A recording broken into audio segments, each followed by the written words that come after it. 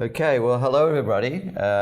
Today we're going to talk about the work in reading, writing, relationships. And first I'm going to give a little bit of history, and then I'm going to move into talking about an area that was a particular interest to myself, author-reader relationships. And then we're going to shift into looking at a question that a lot of people are asking is, what do reading and writing share? And that was driven a little bit by a sort of a view that some people had that if you taught reading, writing would look after itself. And then we'll shift to what writing studies contributed to reading. Historically, writing studies have operated quite separately, at least up until the 80s, from studies of reading. And they had an immense amount to contribute. Indeed, I think they were a major precursor to some important shifts in the field of reading.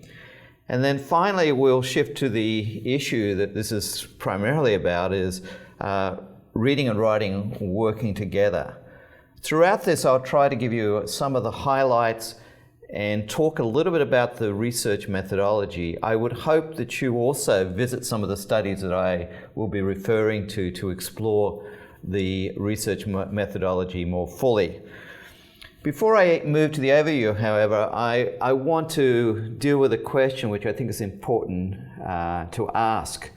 And then the question is somewhat personal to myself because I think I was one of the few people asking this question. But the question that I want to ask is, well, why the interest in writing? And historically, reading was viewed as reception and writing production, and it was like a wall existed between the two fields. And why the interest in looking at writing research? I had two primary interests. One was related to if I'm looking at reading, particularly reading comprehension, I felt as if I needed to understand it from the perspective of authorship. But there was another aspect of this whole thing that I discovered, and it was a thing that sort of Rand Spiro sometimes talked about and people into new knowledge talk about, and that is that sometimes there's a need to recontextualize oneself by analogy. And my sense was that as one moved into the field of writing and the writing-related research, one had an interesting lens to look back at their own field of reading. And indeed, as you will find, there were revelations, at least that I felt, that we had as a result of looking through the reading field through the lens of writing that were quite profound. Indeed, they became more than lenses as we looked through and sort of realized some of the revelations.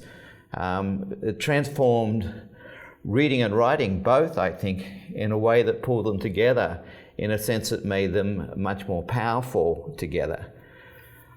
There was also a sense in terms of my interest in reading and writing and looking at it through the lens of writing, that I also had as a reading educator per researcher, I always liked to dabble in data.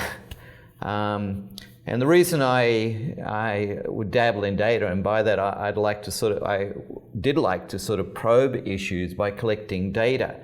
And sometimes the data was quite simplistic data, sort of observing people doing things that might be related to one of these topics, or actually collecting some simple data around it. And I always found that when I looked at data, that I would see things that I wouldn't have realized without that data. In one sense, data forced me to be accountable to my thinking and often led to sort of rethinking sort of issues. And if I had data and I could actually show how that something did manifest itself in shifts in the data, I felt as if I was able to basically declare that this is a real phenomenon, that I can sort of show that it has, in a sense, sort of like a life. It had a bearing on how we dealt with the world, and that I could actually show you through the data that by these sort of simple examinations that this varied across people and across situations. And therefore, it was something we had to come to a sort of a reckoning with, or at least an understanding, because it was part of the ecology of the way our worlds fit together as we engaged in reading or writing or life in general. So that's why I found myself dabbling in data, being really interested in these areas, looking at reading through the writing lens, and initially looking at it with respect to author-reader relationships. But as I entered this writing and writing-related world, it expanded far beyond that, which I hope you get a chance to see, and I hope you appreciate.